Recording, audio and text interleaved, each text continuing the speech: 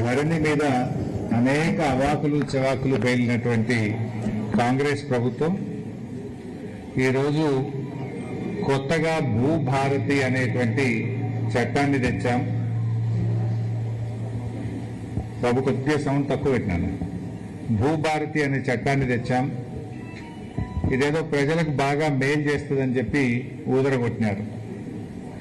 అది భూభారతి కాదు, అది భూహారతి అయిపోయింది.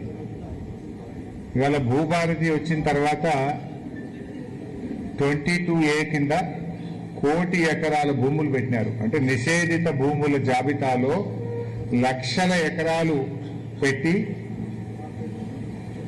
డబ్బుల వసూళ్లకు పాల్పడతా ఉన్నారు.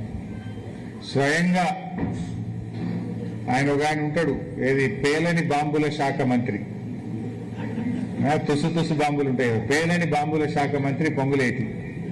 ఆయన నుంచి మొదలుకుంటే మండల స్థాయి వరకు కూడా నిషేధిత భూముల జాబితాలో పెట్టి ఇవాళ ప్రజల ఉసురు పోసుకుంటా ఉన్నారు. ఆనాడు మీరేం చెప్పిండ్రు? నిషేధిత భూములన్నీ తీసేస్తామని చెప్పి ఇవాళ 1 కోటి ఎకరాలు దాటింది నిషేధిత భూముల జాబితా. అది బయట పెట్టండి.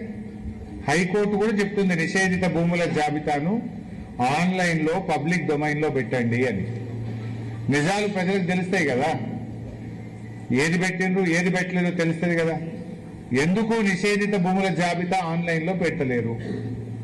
ఎందుకు కొత్తగా మీరు భూములు పెట్టుకుంటూ పోతున్నారు? ఇందులో పెద్ద స్కామ్ జరిగింది. త్వరలోనే అన్ని భూముల వివరాలు బయట పెడతాం. కాంగ్రెస్ వచ్చినాక నిషేధిత భూముల జాబితాలో పెట్టడం, వసూళ్లు కాగానే తీసేయడం. రాష్ట్రంలో ఇదో పెద్ద స్కామ్ జరుగుతుంది. విలువైనటువంటి భూములను గుర్తించి నిషేధిత భూముల జాబితాలో పెట్టడం, సెటిల్మెంట్ కాగానే తీసేయడం. పెట్టుడెందుకు, తీసుడెందుకు? దమ్ముంటే కాంగ్రెస్ ప్రభుత్వం వచ్చిన తర్వాత ఎన్ని భూములను నిషేధిత భూముల జాబితాలో పెట్టారు, ఎన్ని తొలగించారో ఒక వైట్ పేపర్ రిలీజ్ చేయాలని చెప్పి ఆ పేలని బాంబుల శాఖ మంత్రి పొంగులేటిని నేను డిమాండ్ చేస్తా ఉన్నా.